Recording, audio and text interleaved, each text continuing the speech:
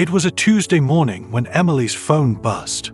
She reached for it with sleepy eyes, expecting it to be her usual alarm snooze, but it wasn't. It was a message from her boss. One line: "We need to talk. Be in the office early." Emily's heart skipped a beat, the kind of message that sends a cold chill down your back, even if you've done nothing wrong. Her brain instantly started racing. Did I mess up the client report? Did I forget to send that email yesterday? Am I getting fired? The pressure started building even before she got out of bed. Her chest felt tight, her breathing shallow. She tried to get ready, but her hands were shaking as she put on her makeup. On the drive to work, every minute felt like an hour. She replayed every conversation she'd had with her boss the past week. Maybe it was something small, maybe it was something big. The unknown only made the pressure worse. And here's the thing, Emily wasn't new at her job. She had been a high performer for 3 years in the company. But this one message made her doubt everything. That's what pressure does to us. It sneaks up quietly, clutches your thoughts, and whispers all the worst-case scenarios. And when the pressure is coming from someone in power, like a boss, it can feel suffocating. By the time Emily walked into the office, she was emotionally drained. Her boss called her in. "Sit down," he said. No smile, no eye contact, just a serious face.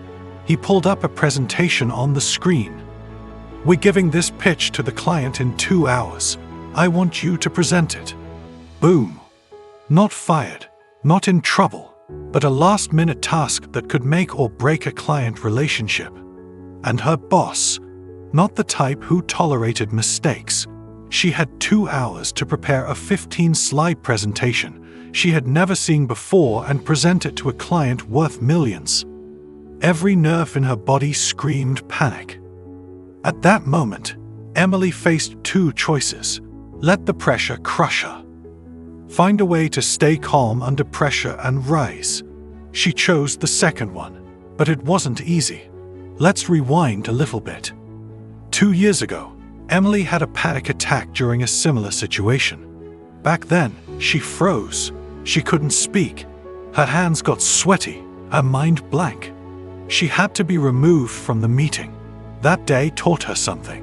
Pressure doesn't care how talented you are. If you don't train your mind, it will take over. So, after that day, she made a promise to herself to train her brain like a muscle. And that's exactly what helped her this time. As soon as her boss left the room, Emily closed the laptop, sat still for a few seconds, and reminded herself of one powerful quote by Viktor Frankl, a Holocaust survivor and psychologist. Between stimulus and response, there is a space. In that space is our power to choose our response. That space was what she needed to create in that moment. Instead of reacting, she paused. She placed her hand over her chest, felt her heartbeat, and started to slow her breathing. She inhaled for 4 seconds, held it for 4, exhaled for 4, and repeated. This is called box breathing, and according to research from the Mayo Clinic and Navy SEAL training programs, it helps calm the nervous system and improve focus during stress. In just 1 minute, Emily's heartbeat slowed. She opened the presentation. Slide by slide, she studied the flow. She asked herself, what is the core message? What is the client most concerned about? Then she did something smart.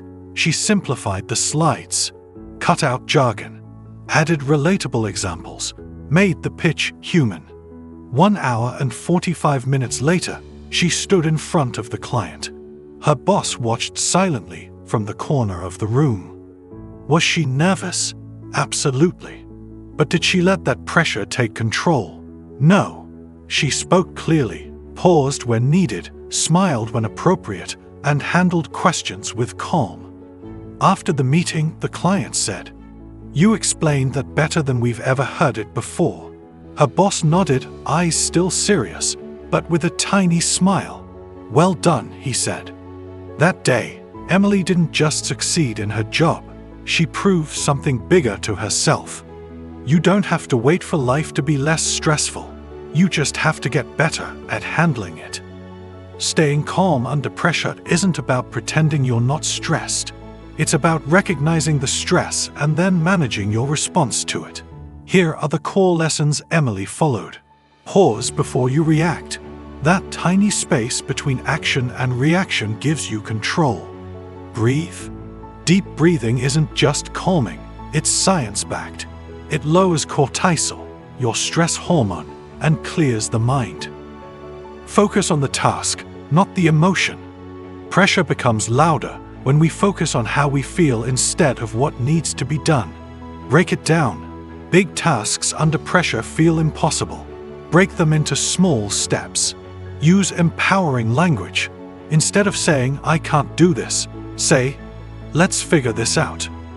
A 2010 Harvard study by Amy Cuddy and her team revealed that when people reframed anxiety as excitement, by simply telling themselves, "I'm excited," instead of "I'm nervous," they performed significantly better in stressful tasks, like public speaking or math problems. Emily used this same mental switch. Right before the presentation, she whispered, "This is my chance to shine."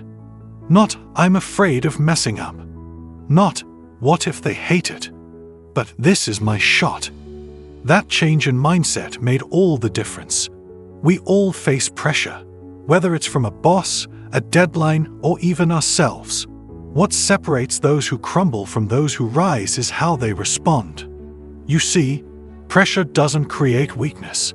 It reveals what's already untrained inside. You train your mind the way you train your body. Small, consistent habits. Every time you pause to breathe. Every time you speak kindly to yourself. Every time you focus on the step ahead instead of the mountain. It adds up. And over time, something incredible happens. You become the person who can stay calm when others break. You become the one your team trusts when things go sideways. You become the one who can think clearly under fire. And here's the truth, that version of you already exists. You just need to practice letting them take over. Think about it. Have you ever seen someone walk through chaos with grace? Stay composed when the stakes are high. That can be you. It doesn't happen overnight, but it happens with intention. Emily wasn't special. She just trained herself. She built the muscle of calm. You can do the same. When your boss puts you on the spot, when life throws a curveball, when the pressure is higher than ever, pause, breathe, focus, move. And when your brain screams, "You can't do this," you whisper back, "Watch me." So the next time you're under pressure, don't run from it. Don't freeze. Don't overthink. Just remember that, quote, "Between stimulus and response, there is a space. Find that space. Breathe into it. Choose your power, because staying calm under pressure is not just a skill, it's your superpower." And now, to you watching this right now, you are stronger than the moment that scares you. You are more capable than the challenge ahead. And you, yes you, have everything inside you to stay calm under pressure and win. Let me know in the comments. What's a high-pressure moment you faced, and how did you handle it? Don't forget to like, subscribe, and share with someone who needs this today.